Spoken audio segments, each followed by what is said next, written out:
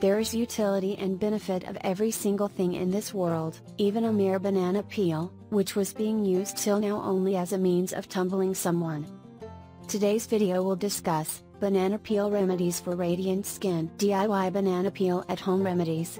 1. Banana peel mask. Take one banana and chop it up into tiny pieces, and do the same with the whole banana peel. Grind the banana peel with the help of a mixer, and add only 2 pieces of banana for this mask. Just use the rest of the banana to make a smoothie, or eat it up as a midday snack. In the banana peel paste, add 2 tablespoons of milk, and grind it all together again. Store this banana paste inside your refrigerator for 10 to 15 minutes, and then apply the cold brownish mask all over your face and neck.